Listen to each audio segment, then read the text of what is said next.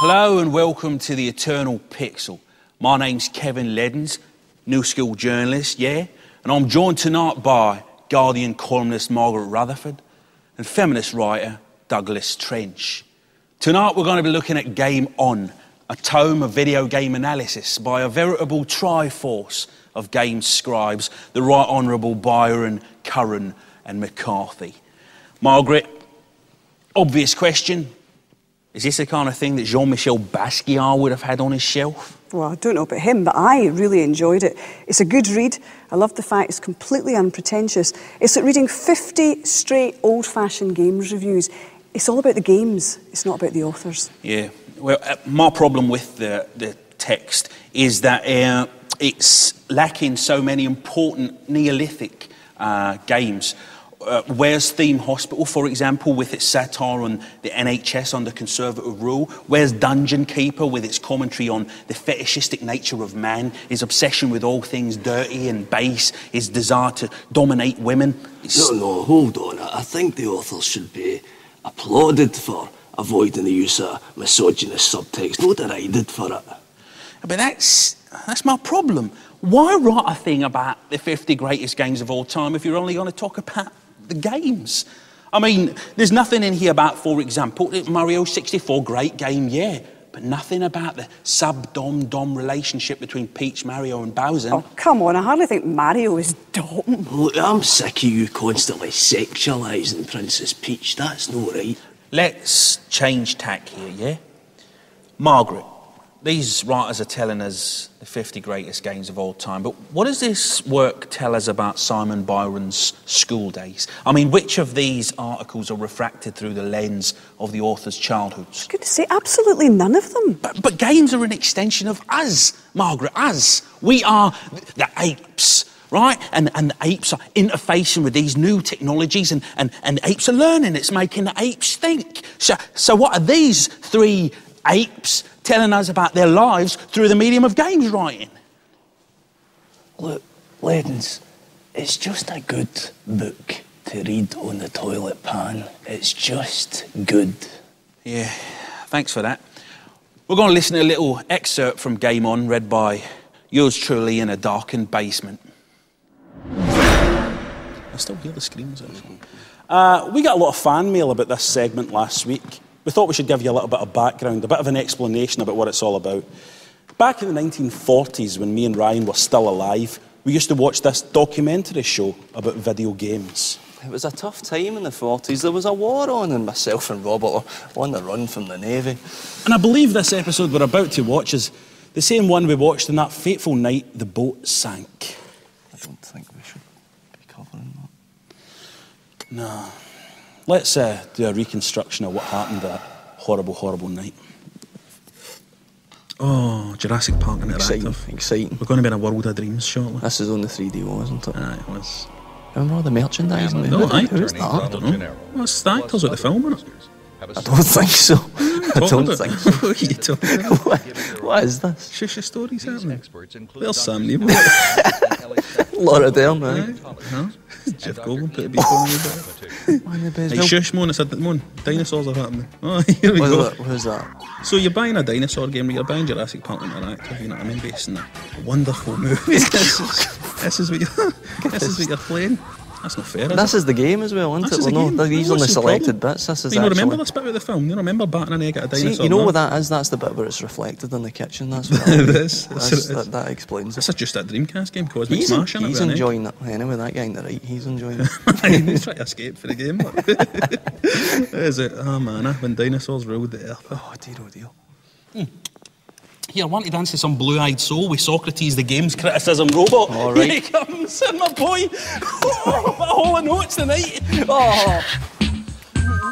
Great taste, Socrates, you're my favourite. You shouldn't be wasting your time in this business. What's he got? This week Socrates wants us to play Clock Tower 3 on PlayStation 2. It's Hall & Oates time. Come on. Gaiden. We all loved Duke Nukem, didn't we? I think it was the name, actually. There should have been more names like that in games. You know, Duke Nukem, Pete Beat 'em, Rab Stab 'em, Dick Kick 'em, Rob Knob 'em, Buck Rogers. The reason why I think Loco Roco should be in is because it amuses me thinking about how the Japanese pronounce it. It'd be all Loco Loco. That's maybe a bit racist, that one. We should cut that. Listen, you can argue about which next-gen console you want the most until forever, if you like. But if it's games with really huge environments you're after, your old Xbox 360 has you covered. I think the prospective releases must be getting measured by the kilometre these days, so Just Cause from Avalanche Studios must have got 2 50-mile-high thumbs up for Dark Lord Gates when he saw it. Stick Just Cause in your video game playing contraption for the first time and there's a good chance you'll inhale all the air in your bogging wee bedsit in one breath.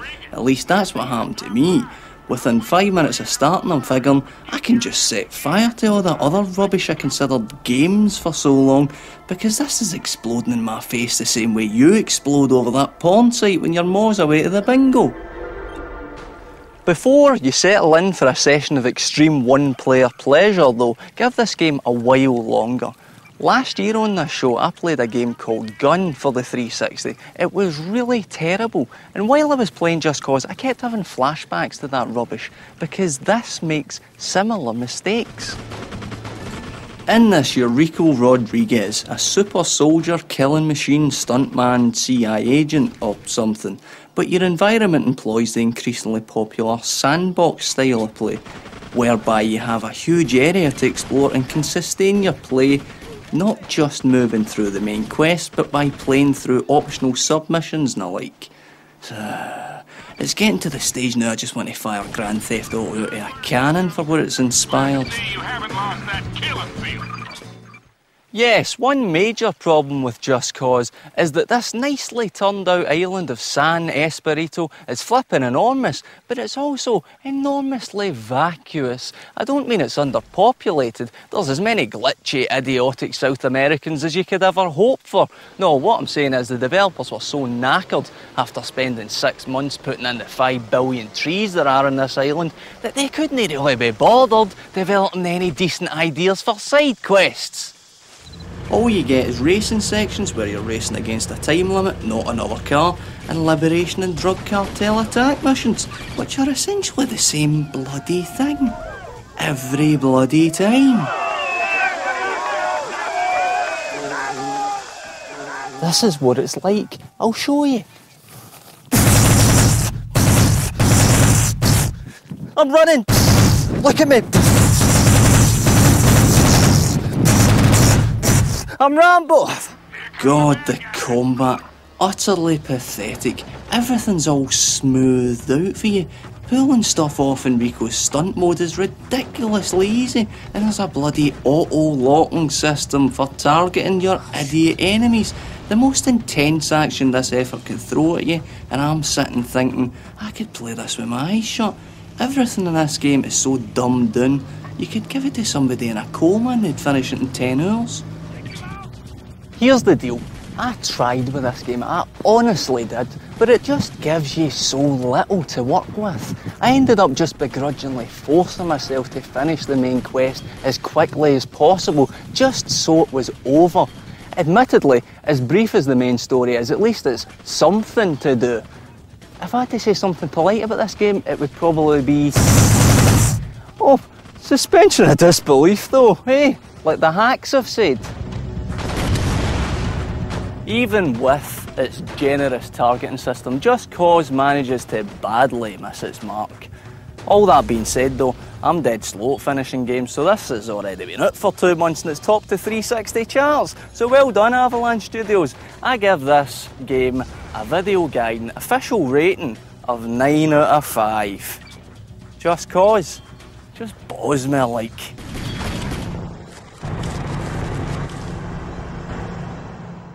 Well, peoples, that's the end of the beautiful experience for another week.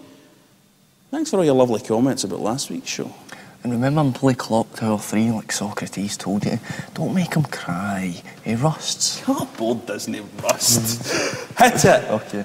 Just the white buttons, aye.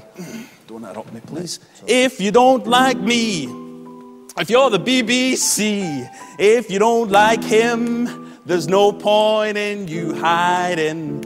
If you don't like games, the tune. If you don't like games, you probably can't stand video guiding. Crap. Oh well.